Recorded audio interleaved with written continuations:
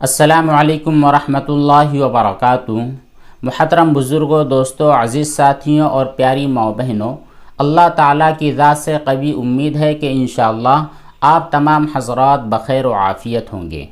ہمارے بہت سارے بھائیوں اور بہنوں نے فقہی اعتبار سے طہارت اور پاکی کے مسائل، اسی طرح بہت ساری عبادتوں کے تعلق سے سوالات کیے ہیں۔ اس لیے ان تمام سوالات میں سے جن جن کے جوابات ہم دے سکتے ہیں، ان تمام سوالوں کے جوابات آپ کی خدمت میں پیش کیے جاتے ہیں۔ سب سے پہلا سوال کیا ہے ہمارے عزیز حافظ محمد سلیم ڈگرس صاحب نے۔ انہوں نے سوال کیا ہے، السلام علیکم ورحمۃ اللہ وبرکاتہ۔ وعلیکم السلام ورحمۃ اللہ وبرکاتہ۔ حافظ صاحب کا سوال یہ ہے کہ مفتی صاحب، جمعہ کے دن کی فجر کی نماز کی پہلی رکعت میں سورہ الف لام میم سجدہ اور دوسری رکعت میں سورہ دہر پڑھنا کیسا ہے؟ دیکھیے حافظ صاحب، فجر کی نماز میں جس دن جمعہ ہو، جمعہ کے دن کی جو فجر کی نماز ہوتی ہے، اس فجر کی نماز میں آپ پہلی رکعت میں سورہ الف لام میم سجدہ اور دوسری رکعت میں سورہ دہر پڑھ سکتے ہیں، یہ مستحب ہے۔ لیکن یہ بھی نہیں ہے کہ آپ روزانہ باقاعدگی کے ساتھ یہی صورتیں پڑھتے رہے، کبھی کبھی پڑھے، کبھی کبھی چھوڑ دے، کیونکہ یہ مستحب عمل ہے۔ اور مستحب عمل کا حکم یہ ہوتا ہے کہ اس پر لگاتار پابندی کے ساتھ عمل کرنا ضروری نہیں ہوتا ہے، کبھی کبھار کر لیا جائے اور کبھی کبھی چھوڑ دیا جائے۔ اسی طرح حافظ صاحب کا دوسرا سوال ہے، کہتے ہیں السلام علیکم ورحمۃ اللہ وبرکاتہ۔ وعلیکم السلام ورحمۃ اللہ وبرکاتہ۔ سوال ان کا یہ ہے کہ مفتی صاحب، پہلی صف میں اگر نابالغ بچے 8-9 سال کے اگر کھڑے ہو جائے تو کیا بڑوں کی نماز میں کوئی فرق پڑے گا؟ جی بالکل فرق نہیں پڑے گا، لیکن بہتر یہ ہے کہ بچوں کی صف بڑوں کے پیچھے بنائی جائے۔ لیکن اگر کبھی کوئی بچہ بڑوں کی صف میں آ کر کھڑا ہو جائے اور اسے وہاں سے ہٹایا نہ جائے تو پھر بڑوں کی نماز میں کوئی ایفیکٹ نہیں پڑتا ہے، کوئی فرق نہیں آتا ہے۔ دوسرا مسئلہ یہ ہے کہ اگر پہلی صف میں جگہ ہوتے ہوئے اگر کوئی مقتدی پچھلی صف میں نماز کی نیت باندھ لے تو کیا اس کی نماز ہوگی یا نہیں؟ صفوں کے تعلق سے نبی کریم صلی اللہ علیہ وسلم نے ارشاد فرمایا، سووا صفوفکم، تم اپنی صفوں کو درست کر لو۔ اسی طرح نماز کے لیے جو صفیں ہوتی ہے، ان صفوں کا درست کرنا انتہائی ضروری ہے، اور اس کا طریقہ یہ ہوتا ہے کہ امام صاحب کے پیچھے والی جو صف ہوتی ہے، اس صف کو مکمل کر لیا جائے۔ ایسا نہیں ہے کہ امام صاحب کے پیچھے ایک بندہ کھڑا ہو گیا اور پھر دائیں طرف لوگ کھڑے ہوتے چلے گئے، یا اسی طرح سینٹر میں ایک مقتدی کھڑا ہوا اور بائیں طرف لوگ کھڑے ہوتے چلے جائیں، یہ طریقہ مناسب نہیں ہے۔ درمیان سے امام صاحب کے پیچھے ایک بندہ کھڑا ہو جائے، پھر اس کے بعد جب ایک بندہ آئے تو وہ دائیں طرف، بائیں طرف، پھر دائیں طرف، پھر بائیں طرف، اسی طرح سینٹر سے صف کو بڑھایا جائے، یہ ہے طریقہ۔ اور جب صف مکمل ہو جائے، امام صاحب کی پچھلے والی جو صف ہوتی ہے وہ مکمل ہو جائے، تو اس کے بعد ان کی پچھلی والی صف، پھر ان کے پیچھے والی صف، اس طرح صفوں کو بنانا چاہیے۔ اس طرح اگر کیا جائے کہ درمیان میں 1-2 لوگوں کی جگہ خالی ہے لیکن وہ وہاں پر نہیں آئے، پیچھے سے سب بنانا شروع کر دیے، تو یہ چیز مکروہ ہے، اس سے بچنا چاہیے۔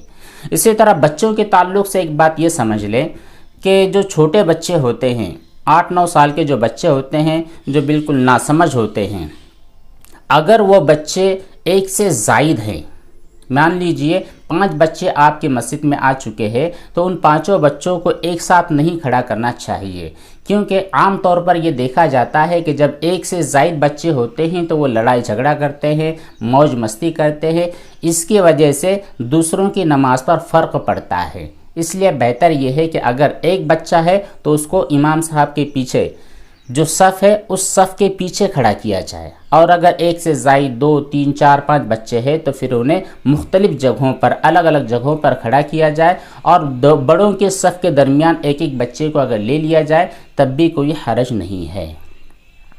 اگلا سوال کیا ہے افسانہ شیخ نے۔ ان کا سوال یہ ہے کہ میں جب بھی پیشاب پانی لیتی ہوں، مجھے لگتا ہے کہ آگے ڈالا ہوا پانی پیچھے تک جاتا ہے، پر پھر مجھے لگتا ہے کہ چھینٹے اڑے ہوں گے، تو میں اپنے ہاتھ پر ایسے ہی پانی ڈال کے دیکھتی ہوں تو صحیح میں پانی پیچھے تک جاتا ہے، تو میں کیا کروں؟ میں پاک ہوں یا ناپاک؟ پلیز جلدی جواب دیں۔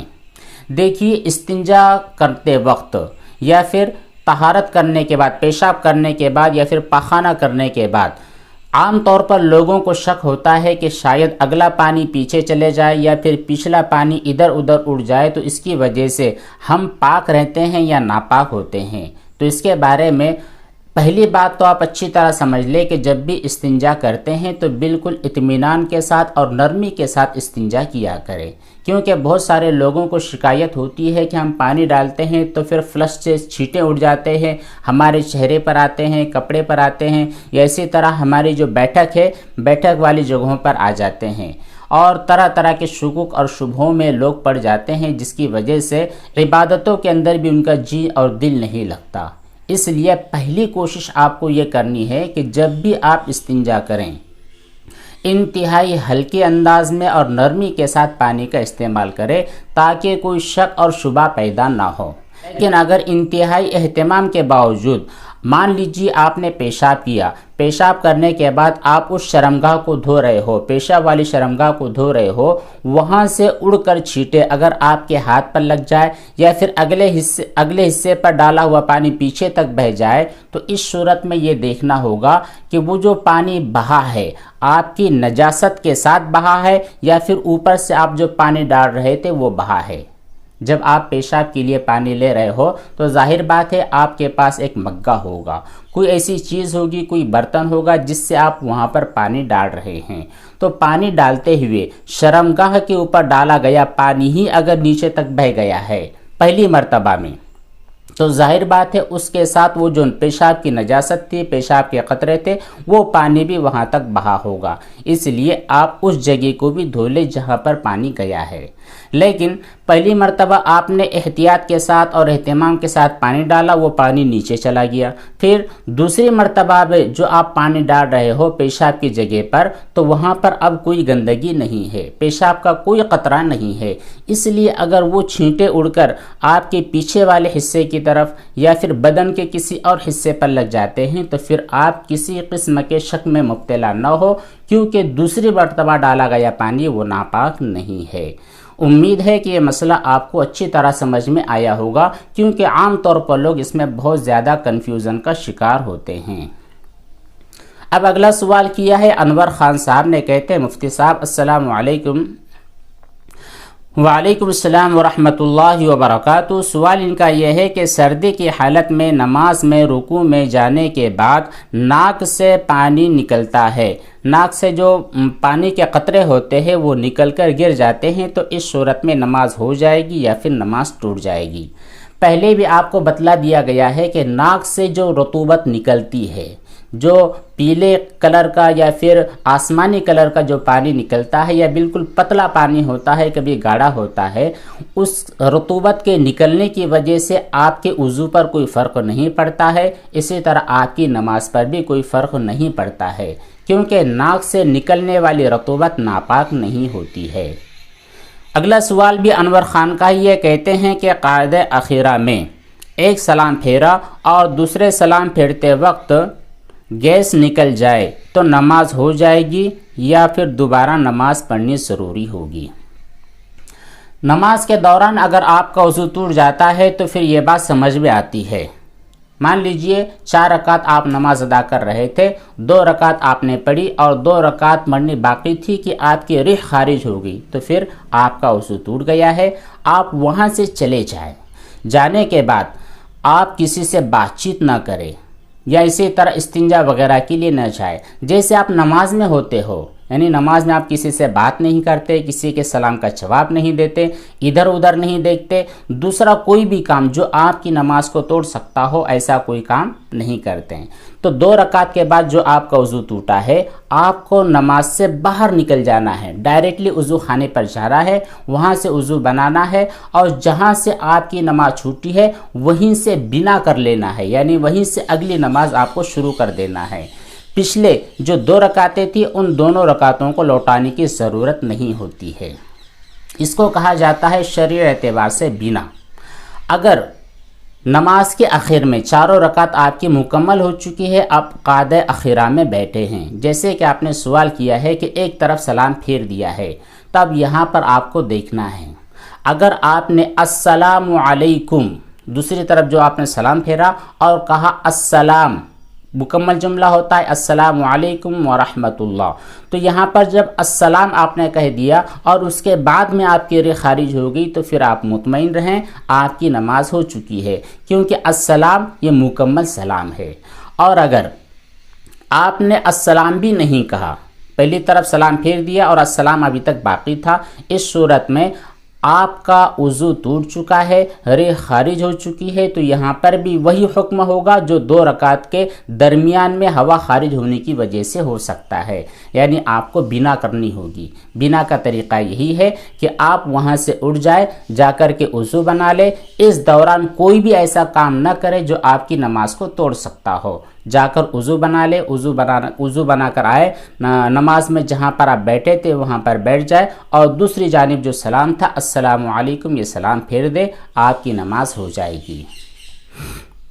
اگلا سوال کیا ہے امتیاز خان صاحب نے، کہتے ہیں السلام علیکم۔ وعلیکم السلام ورحمۃ اللہ وبرکاتہ۔ سوال ان کا یہ ہے کہ جانور ذبح کرتے وقت کیا ہمارا بھی رخ قبلے کی طرف ہونا ضروری ہے؟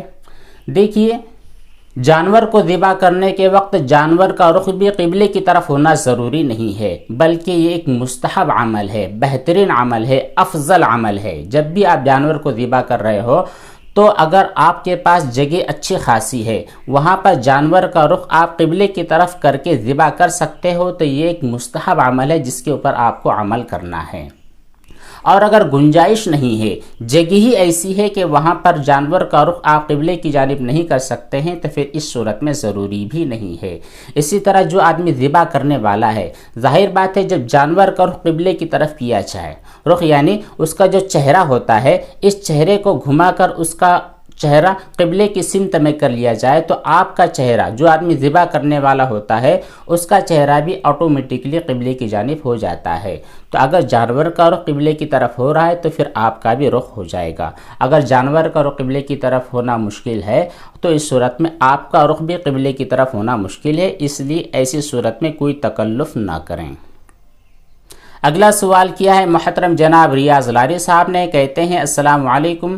وعلیکم السلام ورحمۃ اللہ وبرکاتہ۔ سوال ان کا یہ ہے کہ عملیات کا سیکھنا کیسا ہے؟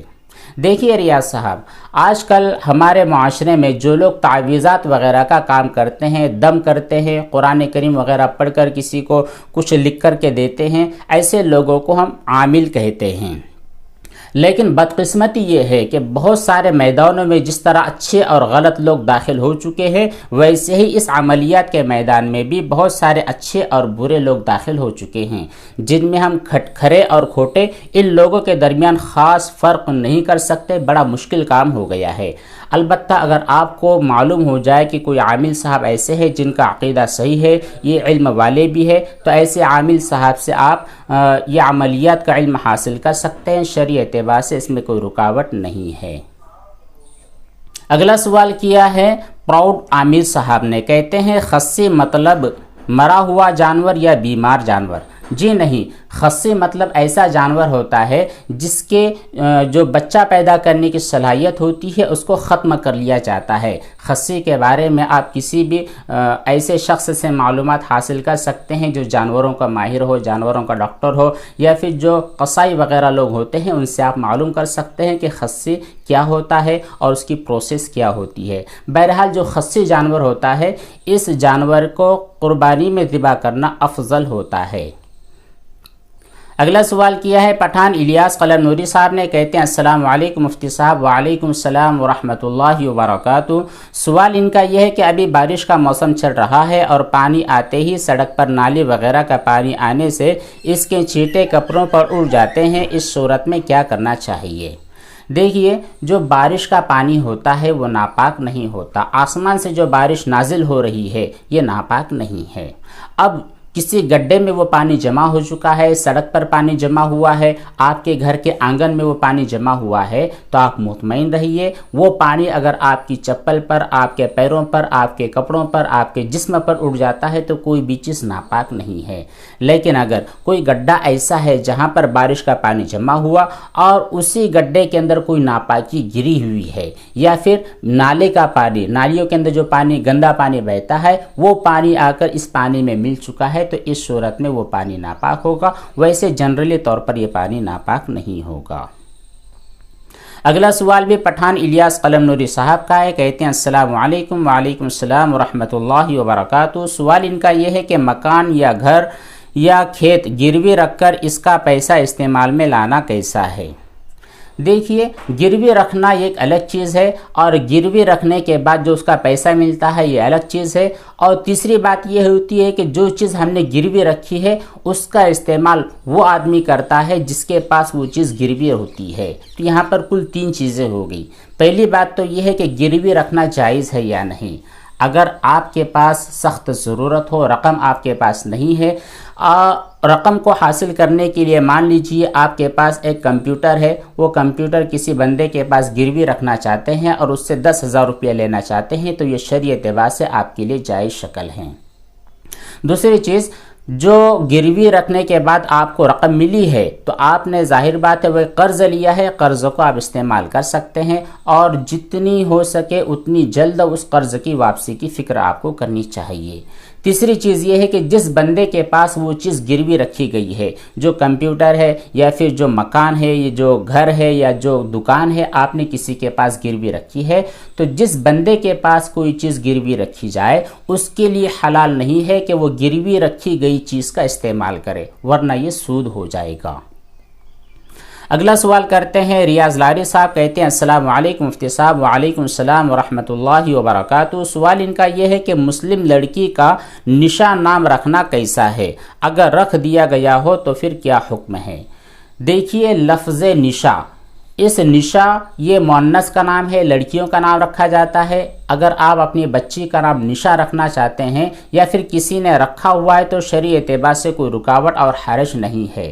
البتہ یہ جو نشا کا نام ہے ہمارے انڈیا میں، بھارت میں عام طور پر یہ نشا نام ہمارے غیر مسلم بھائی لوگ اپنی بچیوں کے رکھتے ہیں، اس لیے بہتر نہیں ہے آپ یہ نام رکھیں۔ اس کے علاوہ نبی کریم صلی اللہ علیہ وسلم کی جو صحابیات تھی، آپ صلی اللہ علیہ وسلم کی جو ازواج مطہرات ہیں، آپ صلی اللہ علیہ وسلم کی جو بیٹیاں ہیں، ان کے ناموں پر آپ اپنی بچیوں کے نام رکھیں۔ اس طرح نشا وغیرہ نام رکھنا بہتر نہیں ہے، لیکن اگر کوئی شخص رکھ دے تو پھر کوئی حرج بھی نہیں ہے۔ اگلا سوال کرتے ہیں امتیاز خان صاحب، کہتے ہیں السلام علیکم۔ وعلیکم السلام ورحمۃ اللہ وبرکاتہ۔ سوال ان کا یہ ہے کہ قربانی کے دن جس کے نام سے قربانی ہو رہی ہو، کیا وہ پانی پی سکتا ہے؟ رہنمائی فرما دیں۔ کیوں بھائی، پانی کیوں نہیں پی سکتا؟ جو دن قربانی کا ہوتا ہے، عید کا ہوتا ہے، اسی طرح تکبیرات تشریق کے جو 3 دن ہوتے ہیں، ان 5 دنوں میں کسی بھی شخص کے لیے حلال نہیں ہے کہ وہ روزہ رکھے۔ ظاہر بات ہے قربانی کے دن آپ کا روزہ نہیں ہوگا، تو روزہ نہیں ہے تو آپ کھا بھی سکتے ہیں اور پی بھی سکتے ہیں۔ اور اگر آپ کے سوال کرنے کا مقصد یہ ہے کہ جس طرح قربانی کے دن جس آدمی کے لیے قربانی کرنا ہے، اس آدمی کے لیے مستحب عمل یہ ہے کہ قربانی، اپنے جانور کے قربانی ہونے تک کوئی چیز نہ کھائے، یہ ایک مستحب عمل ہے۔ اگر آپ یوں سمجھ رہے ہیں کہ اس آدمی کے لیے جس طرح کچھ کھانا نہیں چاہیے اسی طرح پانی بھی نہیں پینا چاہیے، تو یہ بالکل درست نہیں ہے۔ دیکھیے، یہاں پر بھی 2 قسم کے لوگ ہوتے ہیں۔ مان لیجئے آپ نے صبح 8 بجے عید الاضحیٰ کی نماز ادا کر لی، اور 8:30 بجے آپ کا جانور ذبح ہو رہا ہے، 8:45 بجے تک وہ تیار ہو جائے گا اور 9 بجے آپ اس کا گوشت کھا سکتے ہو۔ اس کنڈیشن میں گوشت ہو جائے گا، اور آپ 9 بجے تک انتظار بھی کر سکتے ہو۔ آپ کو بی پی، شوگر وغیرہ کا کوئی پرابلم نہیں ہے، 2 گھنٹہ آپ انتظار کر سکتے ہو۔ کوئی چیز اگر آپ نے کھایا نہیں ہے تو آپ کو نہ چکر آئے گا، نہ پریشانی ہوگی، نہ گیسٹرو کا کوئی بھی چیز نہیں ہوگی، تو پھر آپ کے لیے مستحب عمل یہ ہے کہ 9 بجے تک انتظار کریں۔ جب آپ کی قربانی کا جانور تیار ہو جائے، اس کا کھانا بن جائے، تو پھر وہ کھانا آپ کے لیے مستحب ہے۔ لیکن اگر آپ کو کوئی تکلیف ہے، کوئی بیماری ہے، کوئی پریشانی ہے، تو اس صورت میں 9 بجے تک انتظار کرنا آپ کے لیے ضروری نہیں ہے۔ اسی طرح اگر آپ پانی وغیرہ پینا چاہتے ہیں تو پھر اس میں بھی شرعی اعتبار سے کوئی حرج نہیں ہے، بالکل پی سکتے ہیں۔ اگلا سوال کرتے ہیں انور خان صاحب، کہتے ہیں السلام علیکم ورحمۃ اللہ وبرکاتہ۔ وعلیکم السلام ورحمۃ اللہ وبرکاتہ۔ سوال ان کا یہ ہے کہ میلاد پڑھنا کیسا ہے، حرام ہے یا پھر بدعت ہے؟ دیکھیے، میلاد، اگر آپ اس میلاد کی طرف اشارہ کر رہے ہیں جس کا رواج ہمارے یہاں پر ہے، اور آپ تو اچھی طرح جانتے ہو کہ ہمارے یہاں پر میلاد کس طرح پڑھا جاتا ہے، اس میں کیا شرعی اعتبار سے برائیاں ہو سکتی ہے، تو ان تمام برائیوں کو دیکھتے ہوئے تو آپ کے لیے بھی یہ بالکل بات صاف ہے کہ اس طرح کا میلاد پڑھنا شرعی اعتبار سے بالکل جائز نہیں ہے، درست نہیں ہے، بلکہ یہ ایک بدعت ہے، خرافات ہے، اس سے انتہائی طور پر بچنا چاہیے۔ میلاد کہا جاتا ہے نبی کریم صلی اللہ علیہ وسلم کی ولادت باسعادت کے تعلق سے کوئی تقریر کرنا، کوئی بات بیان کرنا، کوئی نظم یا نعت پڑھنا۔ اگر اس میں شرعی اعتبار سے جو بہت ساری برائیاں آج کل ہمارے معاشرے میں ہیں وہ سب چیزیں نہ ہو تو بالکل درست ہے، لیکن جہاں پر بھی برائیاں آ جاتی ہے وہ تمام برائیاں آج کل ہمارے یہاں پر زندہ ہے، تو اس لیے اس طرح کا میلاد پڑھنا بالکل جائز نہیں ہے، اس سے بچنا ہے۔ اسی طرح آگے کہتے ہیں کہ چہلم کا کھانا کیا کھا سکتے ہیں یا نہیں؟ اسی طرح قندوری کا کھانے کا کیا حکم ہے؟ چہلم کرنا بالکل جائز نہیں ہے، جب جائز نہیں ہے تو پھر کھانا بھی اس کا حلال نہیں ہے۔ لیکن اگر کسی آدمی نے چہلم کر لیا ہے تو پھر اس کھانے کا کیا کیا جائے؟ دیکھیے، چہلم کے لیے جو کھانا بنایا جاتا ہے اس کا مقصد یہ ہوتا ہے کہ جو بھی لوگ یہ کھائیں اس کھانے کا ثواب مرحوم کی روح کو پہنچ جائے۔ اب یہ کھانا اسی وقت اس کا ثواب مرحوم کو پہنچ سکتا ہے جبکہ اس کے مستحقین لوگ کھائے، لیکن ہمارے یہاں پر کیا ہوتا ہے، جب چہلم ہوتا ہے تو یہ کھانا رشتہ دار کھاتے ہیں، خود گھر والے کھاتے ہیں، دوست احباب کھاتے ہیں، اور غریب، فقیر، مسکین، محتاجوں کو تو چھوڑ ہی دیا جاتا ہے۔ جب مستحقین لوگوں کو نہیں کھلایا گیا تو پھر ثواب کا پہنچنا بھی ایک امپاسبل چیز ہو چکی ہے۔ اور رہا قندوری کا مسئلہ، تو قندوری چونکہ وہ جانور جو ذبح کیا جاتا ہے وہ اللہ کے نام پر ذبح نہیں کیا جاتا، غیر اللہ کے نام پر ذبح کیا جاتا ہے۔ ہمارے دل میں جو نیت ہوتی ہے کہ فلاں بابا کے لیے، فلاں پیر کے لیے، فلاں صاحب کے لیے اور فلاں روح پرید کے لیے جو ذبح کیا جاتا ہے، یہ نیت ہوتی ہے اور یہ نیت غیر اللہ کی ہوتی ہے، اس لیے وہ جانور حرام ہو جاتا ہے۔ کسی بھی مسلمان کے لیے حلال نہیں ہے کہ وہ اس جانور کا گوشت کھائے۔ یہ تھے چند سوالات اور ان کے جوابات جو آپ کی خدمت میں پیش کیے گئے ہیں۔ انشاءاللہ اگلی کسی مجلس میں بہت سارے سوالات ابھی باقی ہیں، ان کے جوابات آپ کی خدمت میں پیش کیے جائیں گے۔ تب تک کے دعاؤں کی درخواست ہے، اللہ تبارک و تعالی عافیت کا اور سہولت کا معاملہ فرمائے، آمین۔ والسلام علیکم ورحمۃ اللہ وبرکاتہ۔